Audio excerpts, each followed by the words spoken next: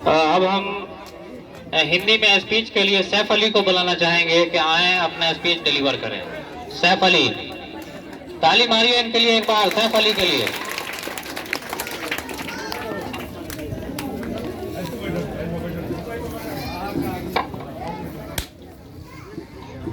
अस्सलाम वालेकुम। मैं भारतवर्ष का हरदम अमित सम्मान करता हूँ।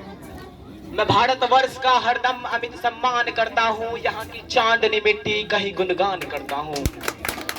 मुझे चिंता नहीं है स्वर्ग जाकर मौज पाने का। तिरंगा हो कफन मेरा, बस यही अरमान रखता हूँ, बस यही अरमान रखता हूँ। मोहब्बत रहमान किसी की तो कुछ भगवान लिखते हैं। मोहब्बत रहमान किसी की तो कुछ भगवान लिखते हैं। मिटा हस्ती अपने इश्क पर अपनी पहचान लिखते हैं। मगर हम उन तलवारों के बेटे और बेटियां जहां बहा खून सरहद पर भी हिंदुस्तान लिखते हैं, हिंदुस्तान लिखते हैं। महोदय, जब भी देशभक्ति की बात करते हैं तो हमारे अंदर एक अलग ही ज्वाला आने लगती है। हम इस हद तक भी कह सकते हैं कि जरूरत पड़ी तो सरहद पर जान दे भी सकते हैं और जान ले भी सकते हैं। बेशक हम ऐसा कर सकते हैं, बेशक हम ऐसा कर सकते हैं। यूं तो सरहद पर फौज दिखलाना चाहते हैं, इस्लामाबाद की छाती पर भी कुछ लहराना चाहते हैं, पर भारतवंशों की हालात शर्म आती है बतलाने में, नाक सुकरने लगते हैं एक कागज का टुकड़ा उठाने में। ये कैसे देशभक्ति है, ये कैसा देश प्रेम। एक और यही हाथ रावलपिंडी और कराची पर भी तिरंगा लहराने को बेताब है, दूसरी तरफ यही हाथ अपने ही मुल्क में एक कागज का टुकड़ा उठाने में कतराने लग जाते हैं। ये कैसी देशभक्ति है, ये कैसा देश प्रेम है। महोदय, आजकल एक नारा बड़ी तेजी के साथ दूरदर्शन पर उछाला जा रहा है, लड़िए मत, लड़ाइए मत। जिस तरह से नारा उछाला जा रहा है उससे उसका महत्व थोड़ा घटता नजर आता है।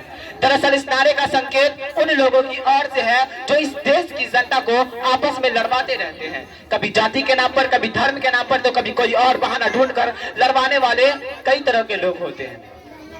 इस देश की जनता को आपस में लड़ाने का मौका यहाँ के राजनीति को कई तरह से मिल गया है। हिंदुस्तान की दो बड़ी कौम हिंदू और मुसलमान को आपस में लड़ाने का काम आजादी के बहुत पहले से ही अंग्रेजों के शासनकाल से चला आ रहा है। और आज इन दोनों के बीच गहरी नफरत और ताकत की लंबी तथा ऊंची दीवार खींच दी गई है। इस देश के सिखों को भी अलग खालिस्तान राज्य के नाम पर उभारा गया है। नतीजा ये हुआ कि सिख सिक्का सिख हिंदू का बेहिसाब खून बहा गए, बिना ये सोचे कि दोनों एक ही है, एक ही भारत माँ के दो बेटे। दोस्तों, हमें गर्व होना चाहिए कि हम एक ऐसे मुल्क में जी रहे हैं जहाँ की मिट्टी से भी मोहब्बत की खुशबू आती है। एक ऐसा मुल्क जहाँ हिंदू समुदाय के व्यक्ति देश का न्यायाधीश बनता है, मुस्लिम समुदाय के व्यक्ति राष्ट्रपति का पद संभालता है और सिख समुदाय के व्यक्ति देश का वजीर आजम बनता है। ऐसा है हमारा मुल्क हिंदुस्तान। हमें गर्व होना चाहिए, हम हिंदुस्तानी हैं, हमें गर्व होना चाहिए कि हमारा इतिहास भी विशाल है। छोड़ो हसद एक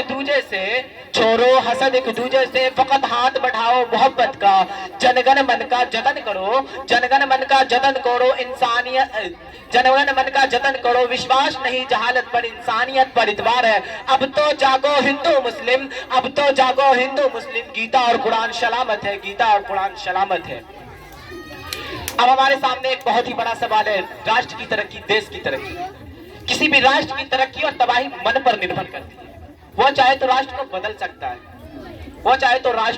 सकता है, तो क्यों ना मन के गंदगी के खिलाफ युद्ध का ऐलान किया जाए। वो गंदगी जो कई सालों से हमारे मन में है, जो न केवल मजहब के नाम पर बल्कि भारत के आन मान शान पर भी कलंक लगाती है।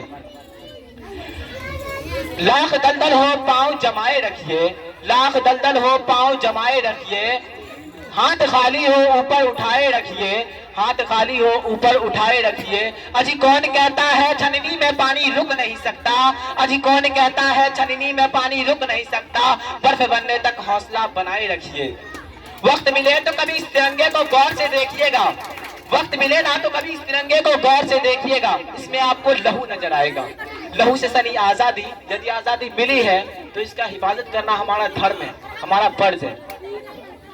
और धीरे धीरे इस हिंदुस्तान को एक नया आयाम तक पहुंचाना है। अंत में मैं बस यही कहना चाहूंगा कि मैंने कब कहा है गली गली हनुमान बोला जाए। कि मैंने कब कहा है कि गली गली हनुमान बोला जाए, जो भी बोला जाए सच्चा बयान बोला जाए, चाहे कश्मीर का हो लाल चौक या सिक्किम का, चाहे कश्मीर का हो लाल चौक या सिक्किम का, जहां भी बोला जाए जय हिंदुस्तान बोला जाए, जय हिंदुस्तान बोला जाए, जय हिंद जय भारत।